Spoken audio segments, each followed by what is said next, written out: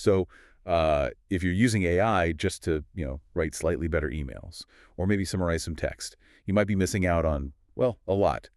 That kind of basic stuff is fine, sure, but it really barely scratches the surface of what's possible when you get into more complex work. That's really true. When you look at any real project like building software, planning a marketing campaign, even something physical like a carpenter building a table, it all follows this fundamental pattern. Input, then processing, then output, IPO. And our goal really is just to maximize the value of that final output. Systematically using AI helps us do that.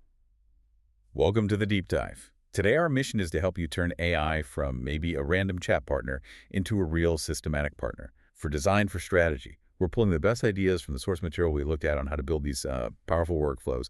Yeah, we've got a pretty clear path laid out. First, we're going to properly define that IPO structure: input, processing, output, what it means.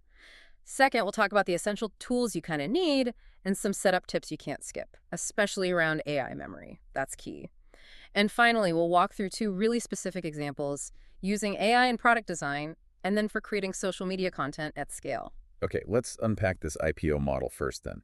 The simple brilliance here is that AI can actually help at all three stages. It's not just, something you plug in at the end to maybe clean up your writing.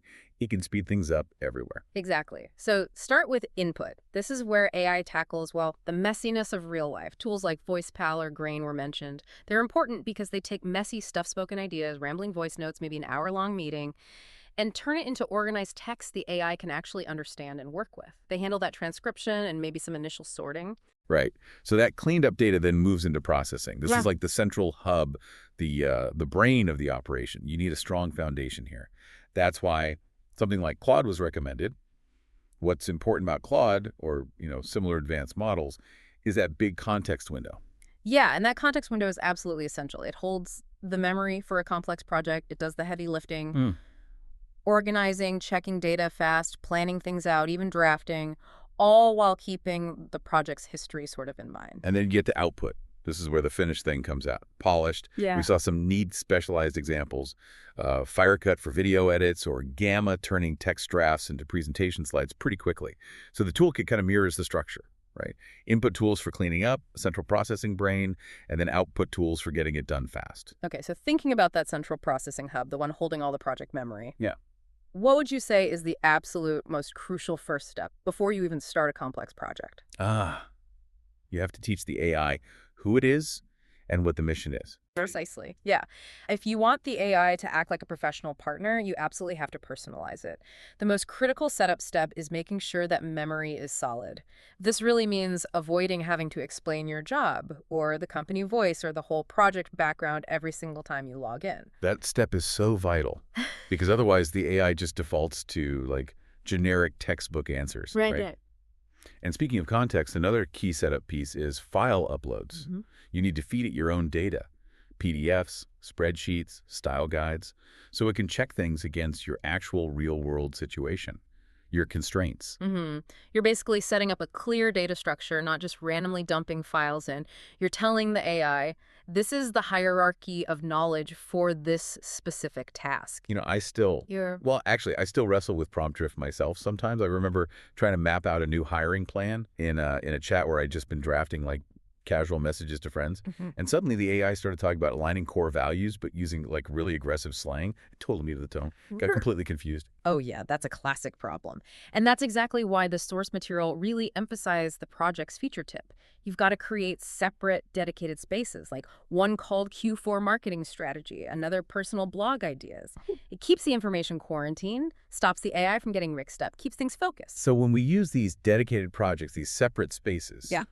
what's the key confusion we're stopping the AI from making? It stops the AI from blending your different job contexts together, keeps work separate. Okay, this is where it starts to get really practical. Let's test this theory. Workflow 1, using AI as a product manager.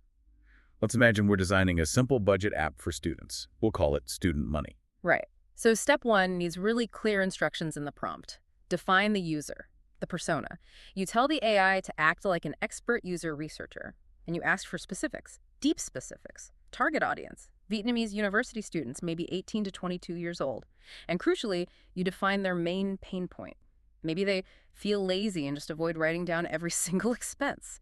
That emotional detail matters. Yeah, if you don't give it that level of like emotional context about the user, the AI will probably just give you a generic feature list, not a real solution. Exactly.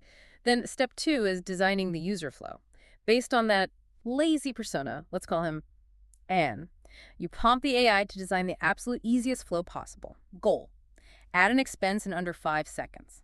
So maybe the AI guesses the category. If Anne types Fook Long, does it just assume coffee? Okay, but hang on. If we make it that simple, just relying on guesswork, don't we lose accuracy? How do we make sure Anne isn't just tagging everything as coffee and maybe missing big things like rent or a tuition payment? That's the exact question you pose to the AI. You ask it to analyze that specific trade-off. You set the hard constraint under 5 seconds, and the AI has to suggest the compromise, how to balance speed and accuracy. See, it shifts your job from designing every little screen yourself to basically challenging the AI's design assumptions. Ah, okay. That makes a lot of sense. So we've defined the user of the flow, debated the trade-offs, mid-roll sponsor, read placeholder. Welcome back to the deep dive. We've got our user Anne and the quick expense adding flow defined for our student money app. What's step 3? Ah, right. Ask for a simple model, a prototype. So we instruct the AI to create a clickable prototype, but we specify exactly what screens we need and the key elements, like home screen needs a huge O+ button, input screen, only show the number keyboard, keep it minimal, and then maybe an automatic done screen after input. Yeah, this is where the AI does that translation, takes those abstract rules you set and turns them into something tangible, something visual you can react to. You're not painstakingly drawing boxes and arrows. You're giving the system the rule to design for you. And then we hit step 4, test and fix, iteration. We challenge the AI's prototype, throw an edge case at it, like, how does this super simple app handle a loan Anne gave to a friend? We make the AI analyze the trade-off again. Do we add complexity, like a loan section, or does that break the core simplicity needed for Anne? And the big lesson here really is you don't need to be a coder. You don't even need to be great at wireframing tools. You just need to be incredibly clear about describing the requirement, the problem you're trying to solve for the user. The AI handles the translation into a testable model. So what core function is the AI really performing in this whole design loop then? It quickly translates abstract ideas into a tangible model for review. Okay, let's switch gears. Workflow 2. AI as a content strategist.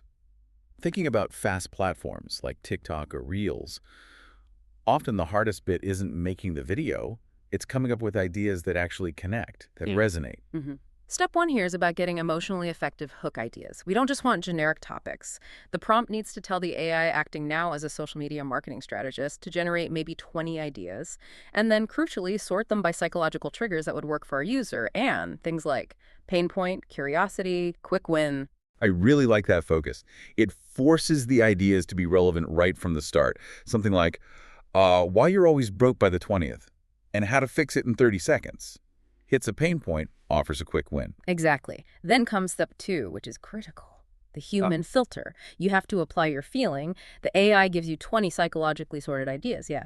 But you only pick the best, maybe 3 to 5, that genuinely resonate with you, that feel right for your voice. You're the curator here. Wow.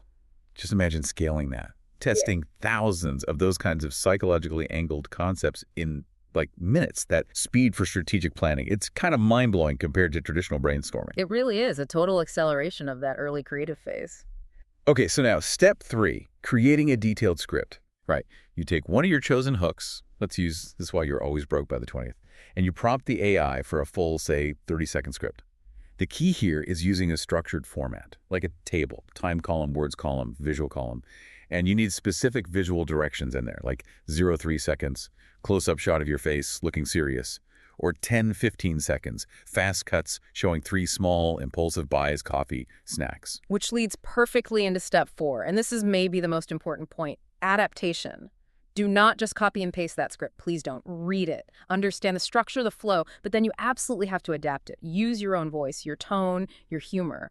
The final video, the final content, it must feel like it came from you, a real person. Beyond just making it relatable, why is keeping your own specific voice so crucial in that final step? What risk are we avoiding? Authenticity ensures the content feels human. Avoid sounding generic or predictable like an algorithm wrote it. So just to quickly recap the big ideas for you listening, AI really shines when you integrate it properly into that input, processing, output system. That random one-off use, it needs to evolve. Yeah, and critically, AI shifts from just being a tool to being a real partner, like a product manager or a content strategist, but only when you give it super detailed, role-specific instructions. You got to treat it like a highly skilled consultant you've hired.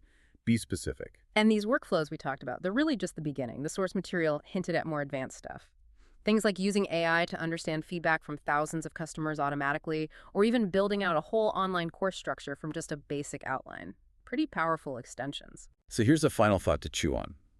If you get really good at defining the problem perfectly, and defining the user persona with deep clarity, and setting those strict rules for the AI to execute the plan, are you still the creator in the old sense? Or have you become something else? Maybe a highly effective curator of intelligence? Hmm. Definitely something to think about. We really encourage you to stop using AI just randomly. Start thinking about and maybe building your own IPO systems today. Thanks so much for joining this deep dive. Until next time.